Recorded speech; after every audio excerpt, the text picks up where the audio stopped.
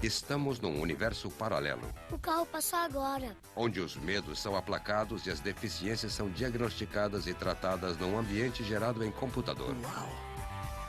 Que legal! É o sonho de todo paciente. É a realidade virtual. Aonde quer que eu olhe, vejo em panorâmica alguma coisa diferente. A tecnologia e a medicina estão se unindo de novas maneiras para que muitos sejam virtualmente curados.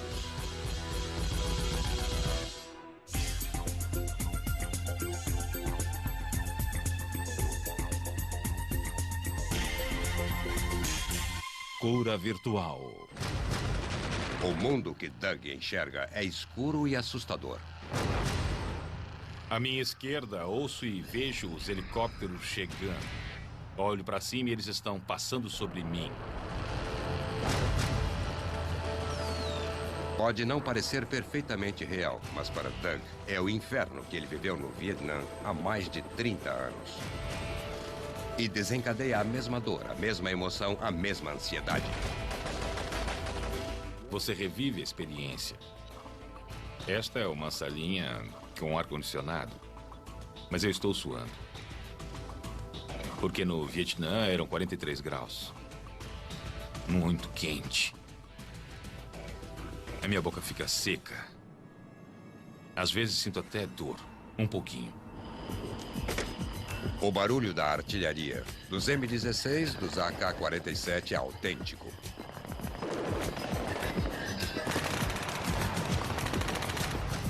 E também o barulho dos passos de Doug chapinhando através do pântano.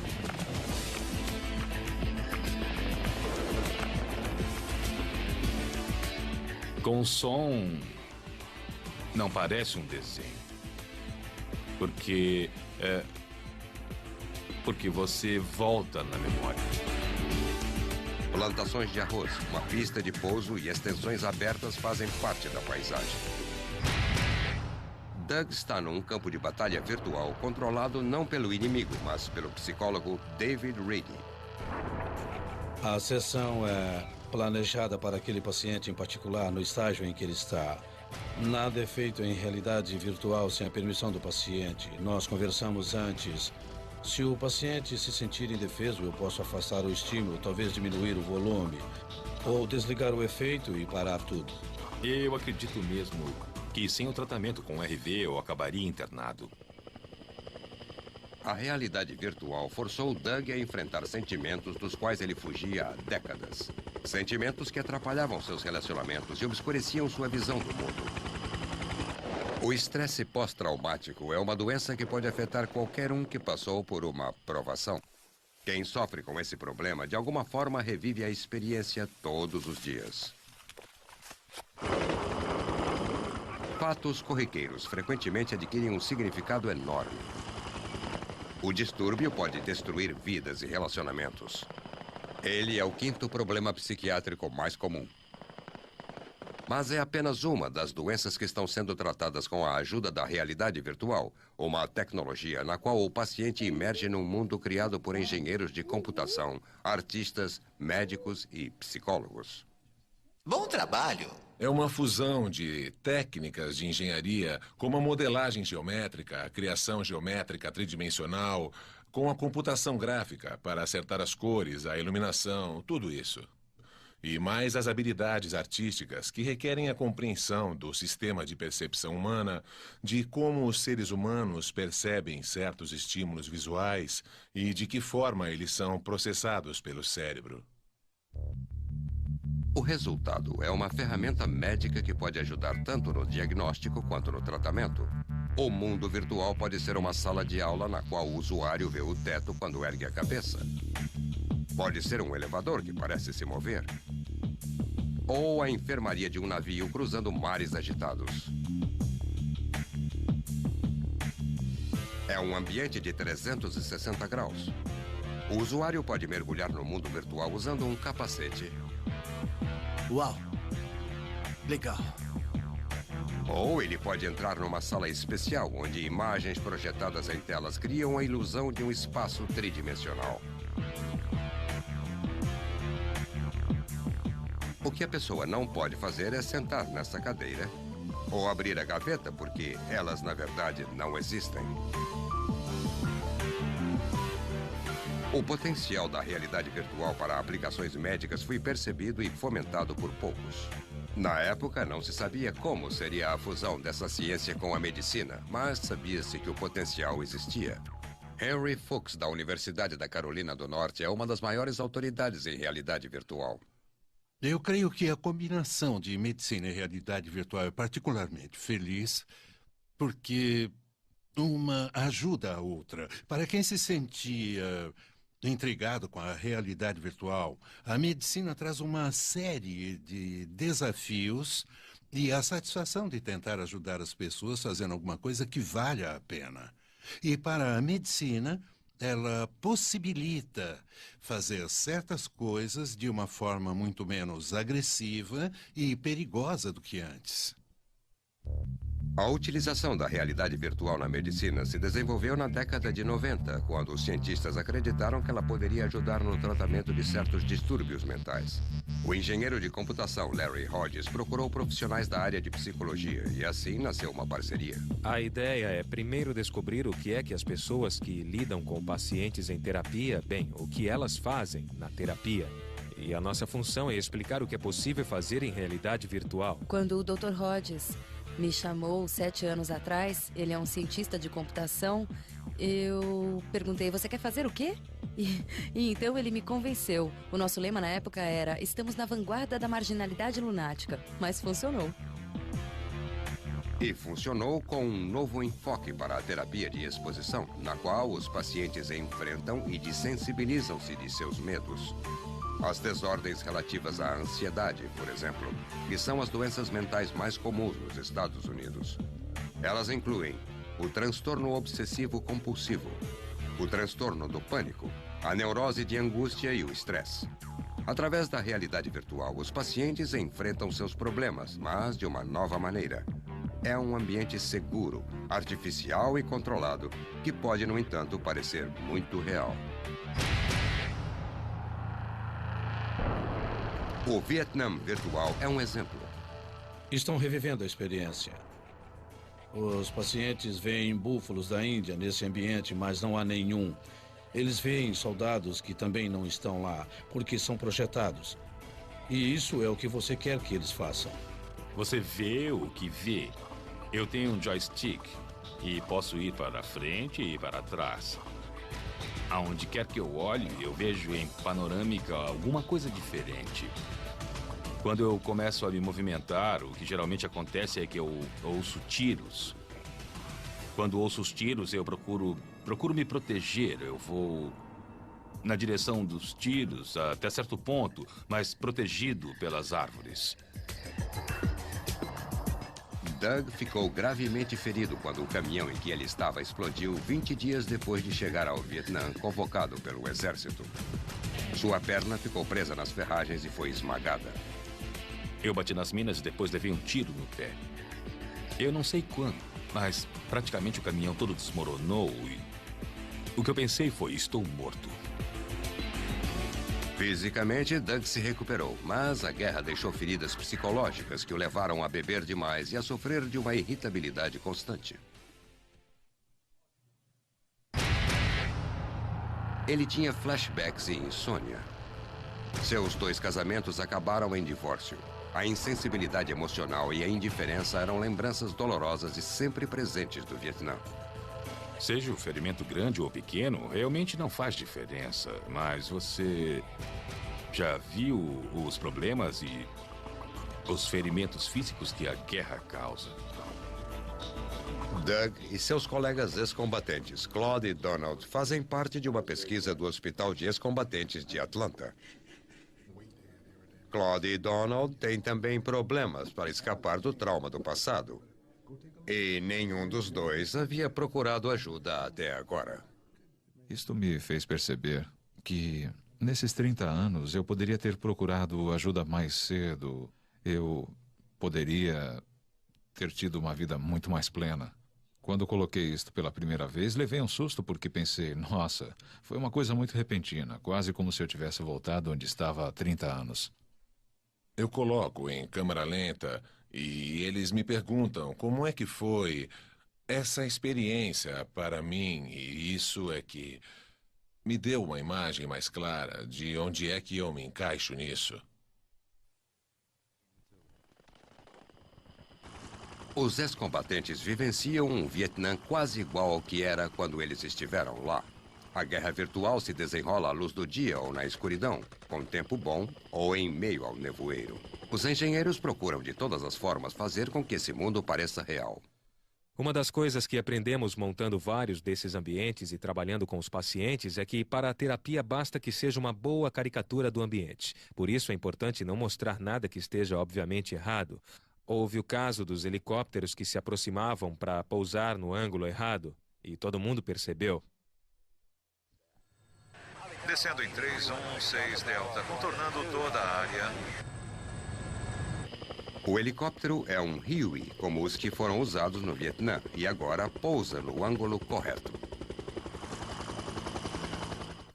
Todas as imagens e sons se combinam para transportar os sobreviventes da guerra a uma época e lugar aos quais eles não podem chegar de qualquer outra forma. E esse pode ser o único método seguro de colocar os pacientes em contato com tiros e bombas sem que eles fiquem de fato expostos ao perigo. O controle é uma das vantagens da realidade virtual. Eles tomam muito cuidado para não forçar o ex-combatente além do limite dele. Alguns terapeutas têm medo da terapia de exposição porque o paciente pode ficar perturbado demais. Mas ficar perturbado e lidar com a experiência traumática às vezes faz parte do processo de cura. A chave é fazer bem feito. Você praticamente volta no tempo e ao lugar onde estava no Vietnã. Brady está convencido de que a realidade virtual aliada à terapia de grupo ou individual realmente funciona. Nós avaliamos antes do tratamento, imediatamente após o tratamento, e 3 meses, 6 meses depois. E na avaliação logo após e passados 3 e 6 meses, em todas, há uma diminuição significativa dos sintomas do estresse pós-traumático. Donald e Claude continuam precisando de terapia, mas eles acham que as viagens virtuais ao Vietnã ajudam. Enfrentar foi a parte mais difícil, mas depois que eu o fiz, eu queria chegar a algum resultado. E foi isso que nós conseguimos. Não é a cura completa, mas para mim é um começo. E eu sei que tenho mais trabalho pela frente, mas já comecei e vejo que os resultados podem ser positivos. Depois que passou a enfrentar seus demônios, Doug já não foge mais deles. A vida tornou-se mais controlável. Ele pode finalmente lidar com as lembranças dos companheiros feridos que o assombraram durante tantos anos. Eu pensava nisso, nessa cena, mas agora eu já parei de chorar.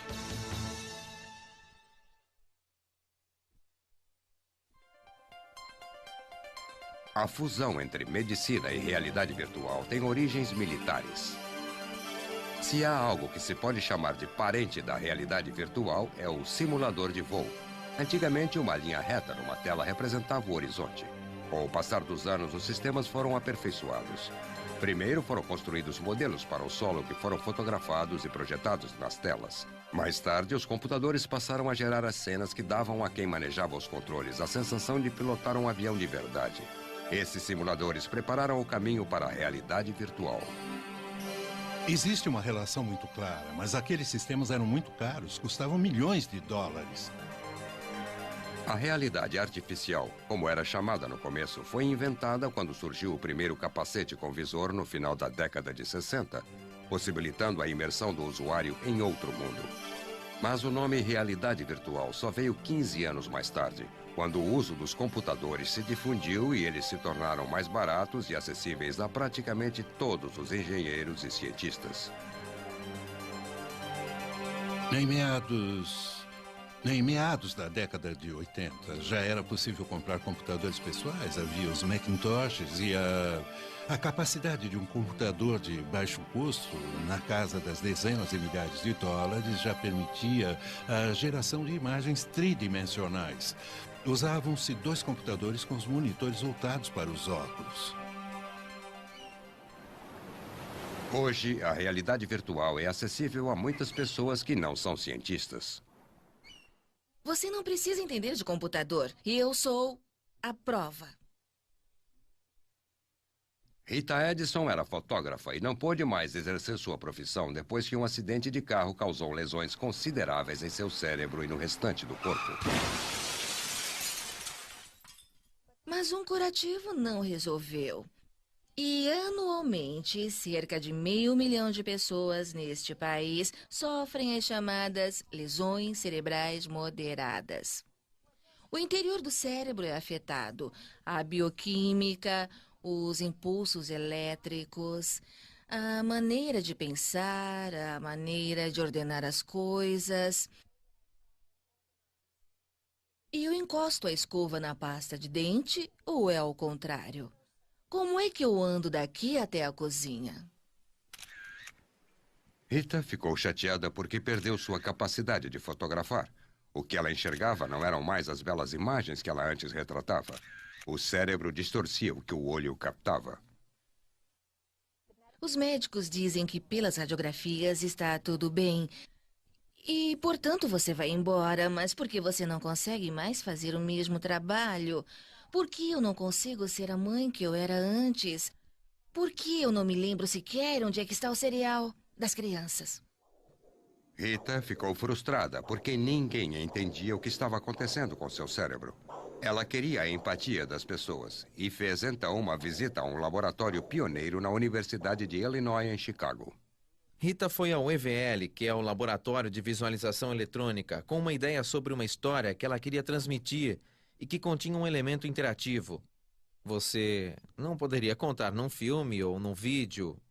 E no EVL nós estamos desenvolvendo um sistema de ambiente virtual que se chama A Caverna, no qual você pode colocar objetos tridimensionais através de imagens e locomover-se interagindo com eles. Ninguém até hoje tentou criar esse tipo específico de história em realidade virtual. Em todos os lugares. Rita e Marcus Thibault criaram um programa que permite aos outros ver o mundo com os olhos dela. Eu tenho que encontrar o caminho de volta para o meu cérebro. Ele se chama desvio, desconstrução de cérebro à frente. Há uma transversal ao longo do corredor e à medida que você se aproxima, digamos, de uma parte da parede, a imagem se modifica e é distorcida de alguma forma. Rita descobriu que podia se comunicar de um jeito novo e resolveu colaborar num segundo cenário virtual. Mexendo meus pés assim, eu digo ao computador para se mover. E fico também o tempo todo indo em direção ao que estou olhando. Se eu quiser andar até aqui, por exemplo, é só olhar e andar. Neste outro mundo, sensores nas mãos e nos pés proporcionam locomoção e até manuseiam objetos, ou pelo menos tentam. E a ideia é exatamente essa. Você poderia ir até a pia, apanhar o copo e pegar um pouco d'água?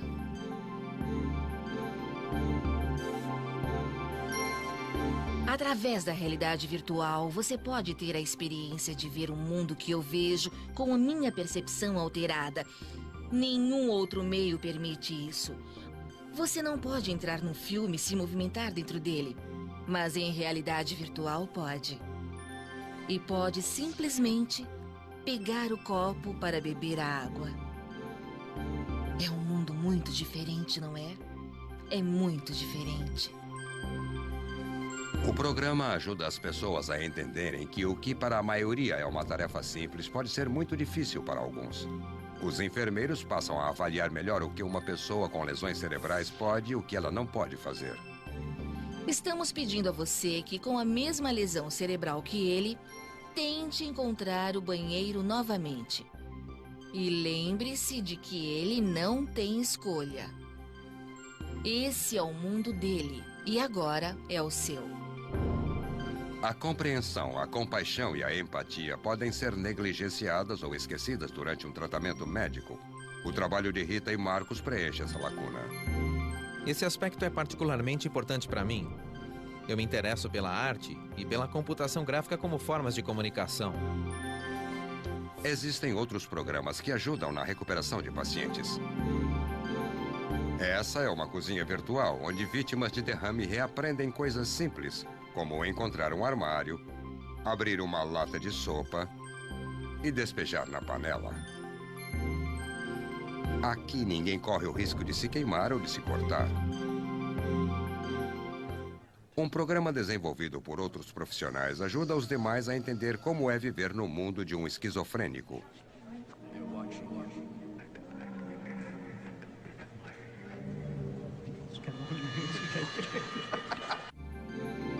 À medida que for se desenvolvendo, a realidade virtual poderá ajudar as pessoas a compreender melhor as doenças do ponto de vista do paciente. Os médicos dizem que ela pode ajudar na cura e resultar, em última instância, num tratamento melhor.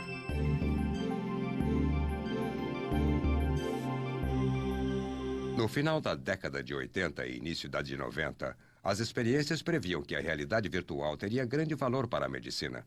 Nos últimos anos, ela vem se tornando uma ferramenta eficiente que está ajudando a transformar a psicologia para os terapeutas e seus pacientes. Creio que a realidade virtual coloca o controle de volta nas mãos do terapeuta e tira um pouquinho do risco de enfrentar o mundo. Shannon, que conhece esse risco, está pronta para decolar. Você está pronta para ligarmos os motores? Estou. Certo. Mas Shannon não está num avião. Ela está no consultório de uma psicóloga. Está pronta para decolar? Eu nunca estou, mas vamos lá. Além de ouvir os sons que a assustam, Shannon sente também as vibrações da plataforma sob seus pés.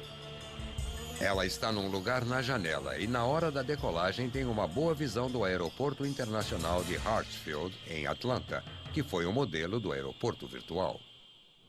Como está o seu nível de ansiedade? 35. Você está com um sorrisinho, está tudo bem? Está tudo bem. Ótimo.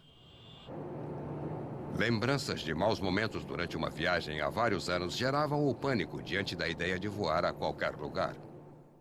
Taquicardia, mãos molhadas e eu não pensava em mais nada além de... Ai, pois é.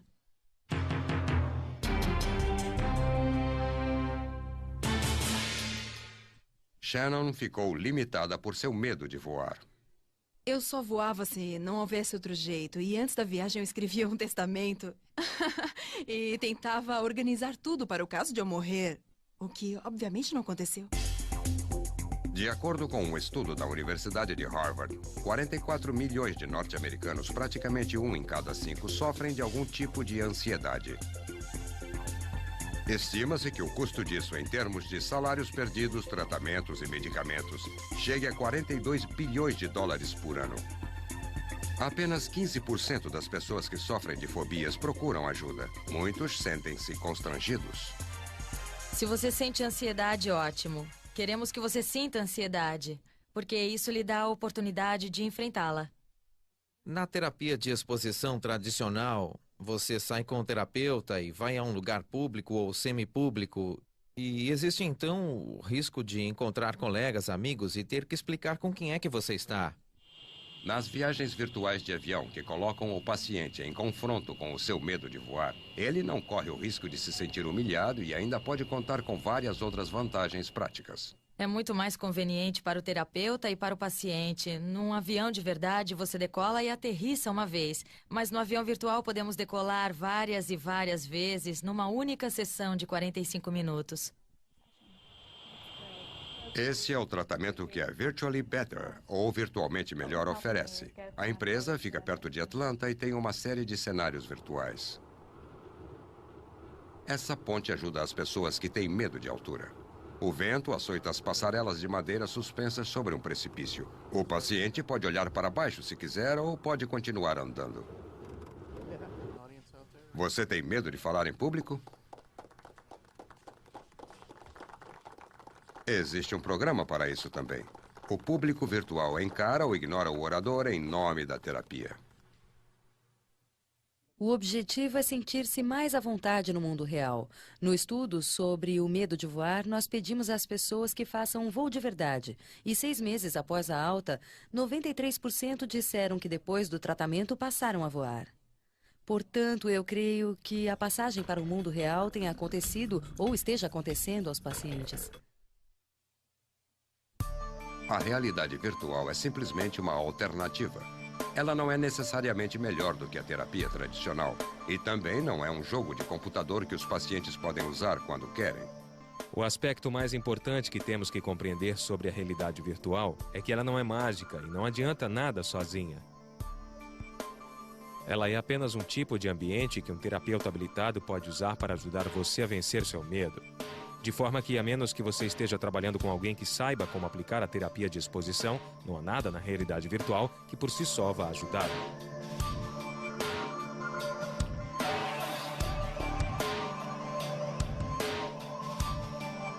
Ela, inclusive, não funciona para certas pessoas.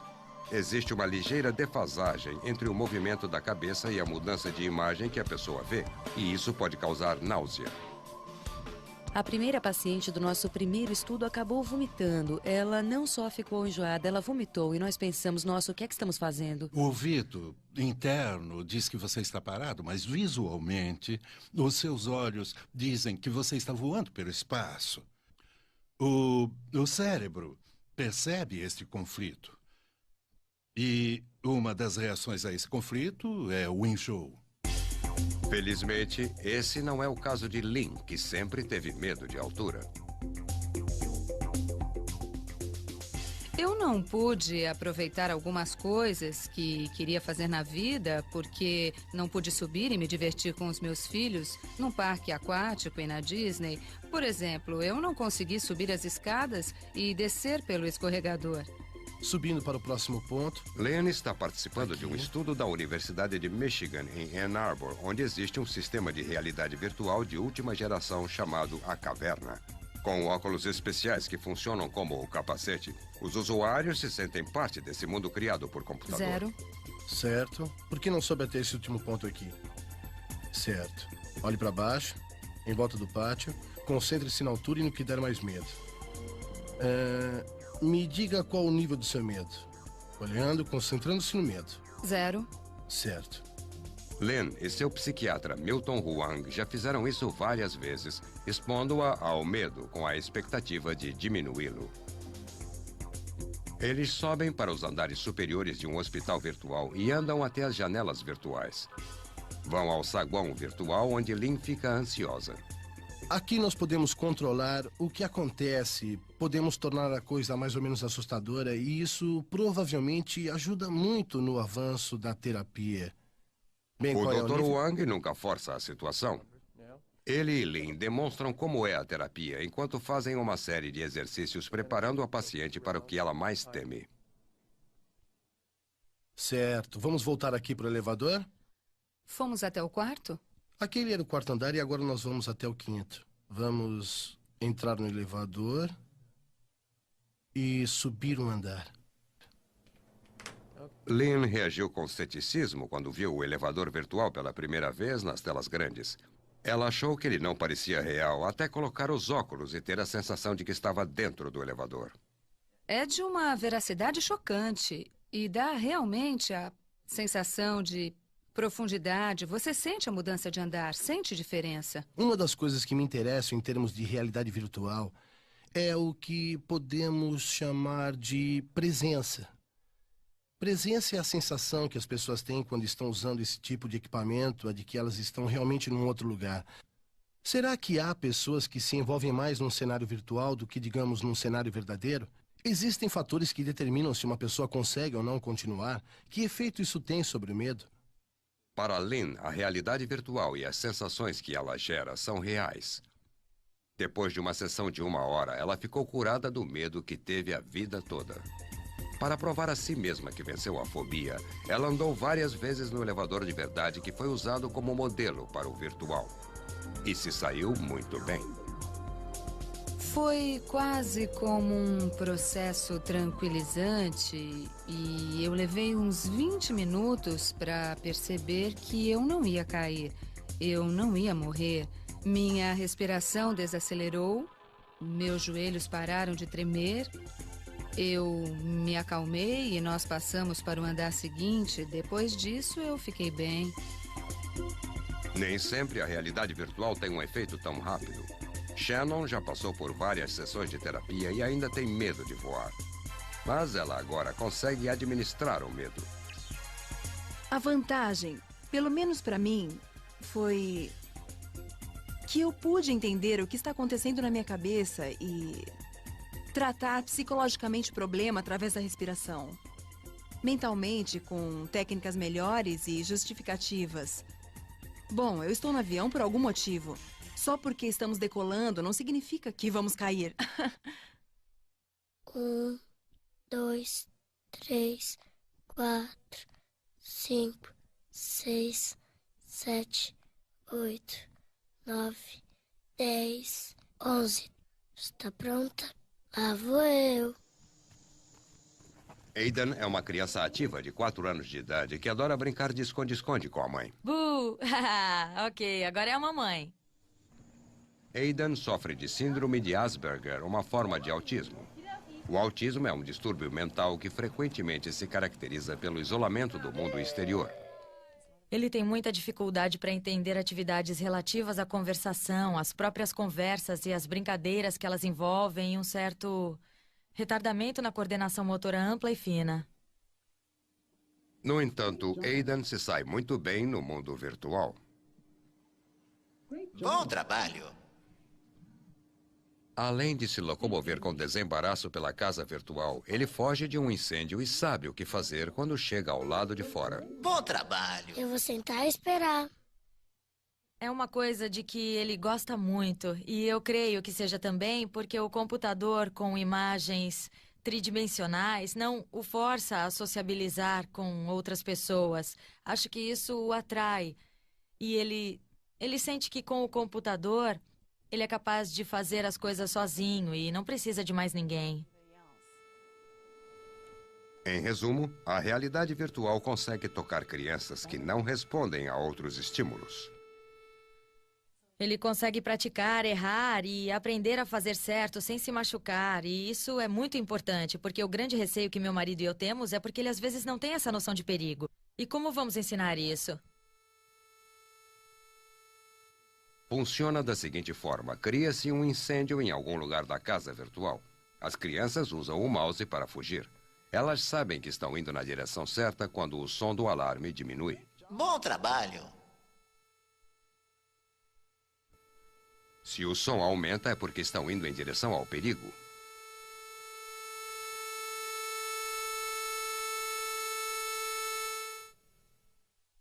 Bom trabalho. O objetivo é sair e reunir-se embaixo de uma árvore. Bom trabalho. Sente e espere. O incêndio pode ser programado para aparecer nos vários aposentos, de forma que as crianças não fiquem condicionadas a seguir sempre pelo mesmo caminho. Elas têm que pensar. Bom trabalho. Hã? Venha comigo. O programa de proteção contra incêndios está disponível para todos na internet. Ele foi desenvolvido por uma equipe de engenheiros de computação em Raleigh, na Carolina do Norte, com financiamento dos Fundos Nacionais de Saúde. Bom trabalho. Dorothy Strickland fez parte dessa equipe e ela viu no projeto a chance de tirar um programa útil do laboratório e levá-lo a todos os lares. O que havia para os pais de crianças com esse tipo de problema era muito caro e difícil de encontrar. Senti que poderíamos disponibilizar essa tecnologia de uma forma bem mais rápida e barata.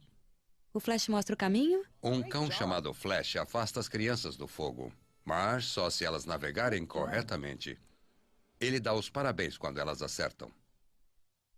Bom trabalho. Bom trabalho. Venha comigo. Ok. Anna, que tem 9 anos e síndrome de Down, usa o programa com a ajuda de sua irmã mais velha, Caitlin. É fantástico. Ele ajuda muito mesmo. E depois de brincar com o jogo, nós ensinamos a sair de casa, ir para o quintal, até a árvore que é o ponto de encontro. E funcionou. Ela se divertiu, mas entendeu que se houver um incêndio, é isso que ela tem que fazer. Os pesquisadores dizem que as crianças são especialmente receptivas à realidade virtual. Ao contrário de alguns adultos, elas não veem a tecnologia com ceticismo. Isso é pra você. Elas são menos propensas a questionar o seu realismo.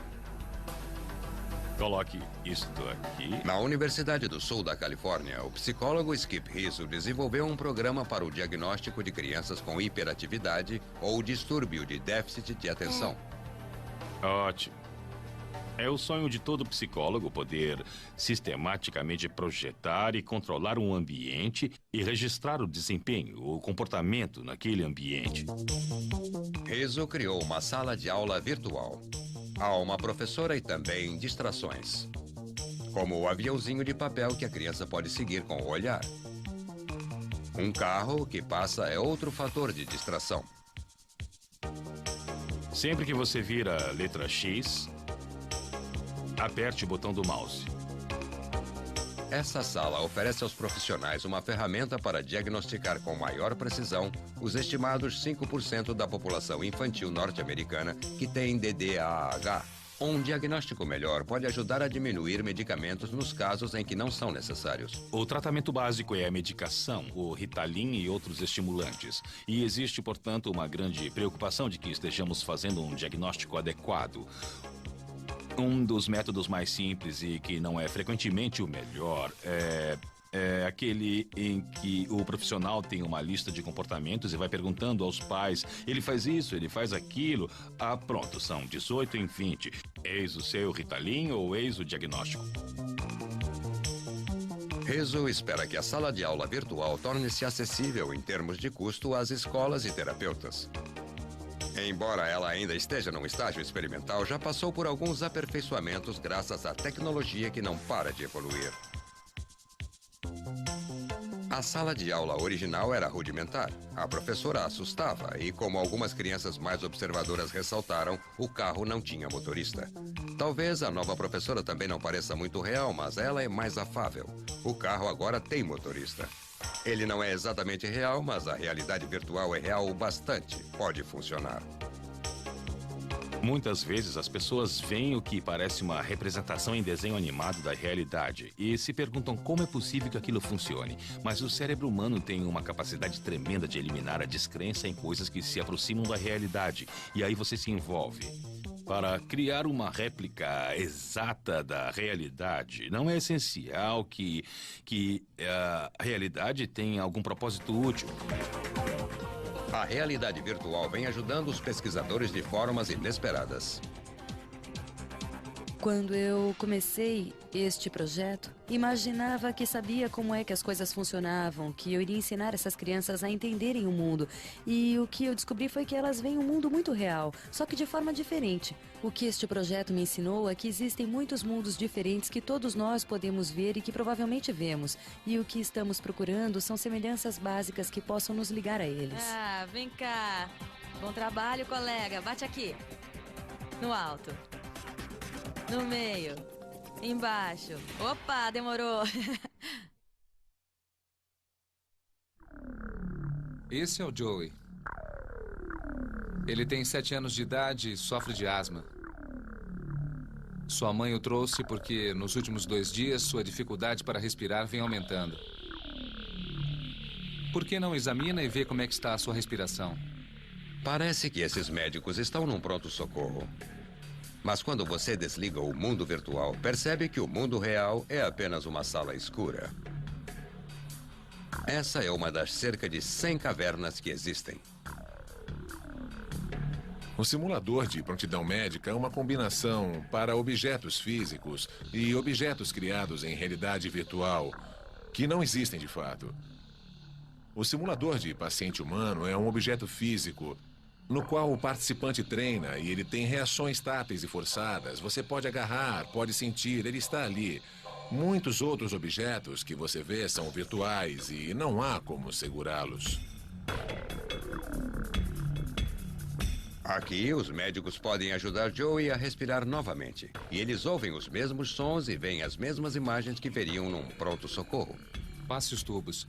Parece que quando expira, ele está com chiado dos 2 lados. Mas nesse PS, os gráficos, os monitores cardíacos, os dados de computador e outras informações podem aparecer nas paredes ao clicar de um botão. E o que você gostaria de fazer por ele?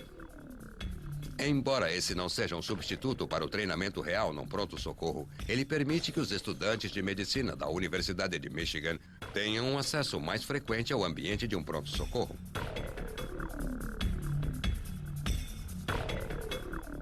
E dá a oportunidade limitada de praticar o trabalho em equipe numa série de situações. Talvez os nossos médicos não sejam melhores, mas é bem provável que se tornem verdadeiros profissionais mais depressa, porque podemos proporcionar a exposição a ambientes diferentes com muito mais intensidade. São ambientes que refletem situações médicas reais, preparando os estudantes para o que eles vão encontrar num hospital. Parece um pouco melhor. É, foi o que eu achei. Continue inspirando o remédio. E isso inclui tratar Joeys de verdade, que tem problemas respiratórios. Esse pronto-socorro virtual representa um investimento de $1 milhão. Os cientistas acreditam que um dia ele terá um grande impacto no treinamento médico nos Estados Unidos e no resto do mundo.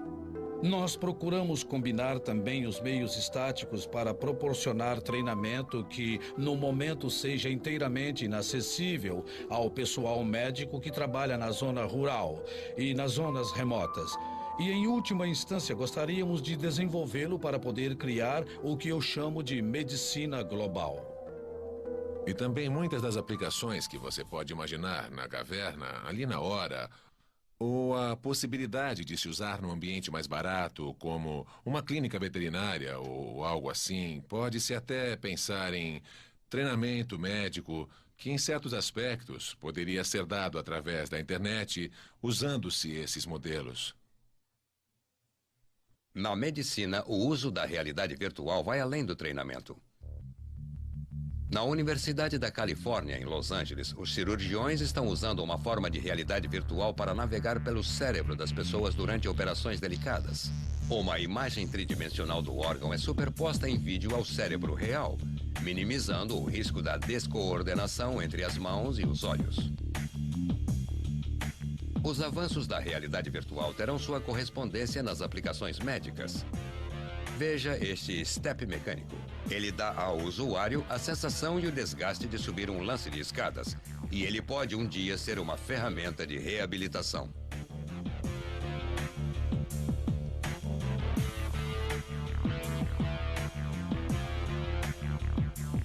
Esse microscópio especialmente adaptado, usado com um capacete, pode dar aos cientistas e estudantes uma nova perspectiva sobre os micro-organismos que às vezes causam doenças.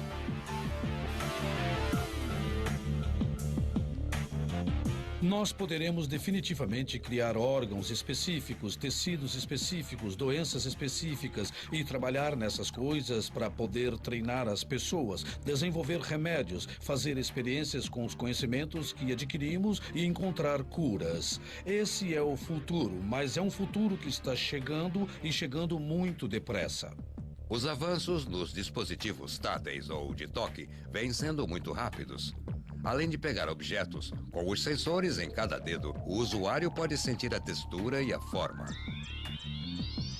Pode ser um benefício para os cirurgiões e também para os pacientes que estão aprendendo a usar os membros depois de um ferimento. A tecnologia vai tornar ainda mais verdadeiros os programas de realidade virtual que já existem. A sensação do toque, este é um meio muito visual e auditivo, e para se acrescentar a sensação do toque ou dar às pessoas a capacidade de funcionar num determinado ambiente e segurar coisas, ainda falta muito, mas isso vai acontecer. Pesquisadores da Universidade do Sul da Califórnia estão fazendo experiências com cenários de realidade virtual feitos com imagens reais de uma câmera que filma em 360 graus. Tudo é gravado antes. Nós, inclusive, gravamos todo o ambiente e eu posso olhar qualquer parte que eu quiser. No laboratório, eu posso passar esse vídeo novamente e ver coisas diferentes, posso descobrir coisas novas.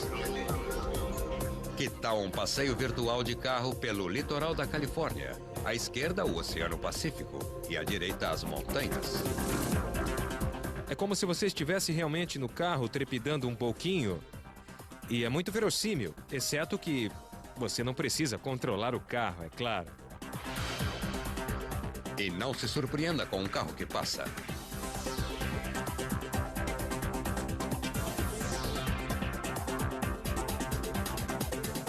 Faça um passeio virtual pelo Pier de Santa Mônica.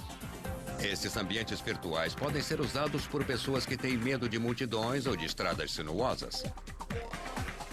À medida que a tecnologia torna-se mais barata, a realidade virtual se expande dos laboratórios de pesquisa para os consultórios médicos e hospitais. Ela nos dá a possibilidade de ver o paciente por dentro para que o médico possa fazer o diagnóstico, aplicar a terapia e consertar o que for necessário sem ter de danificar tecidos só para olhar.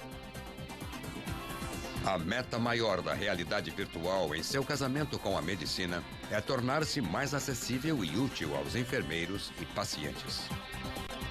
O próximo estágio precisa de computadores mais rápidos, tecnologia de imagem mais avançada e um pouco mais de imaginação, mas estamos no caminho certo. Não prometemos mundos e fundos. Estamos construindo sobre o que já existe e tentando usar a tecnologia disponível hoje para então mudar alguma coisa. As possibilidades ainda estão sendo exploradas, mas acredita-se que elas são virtualmente infinitas.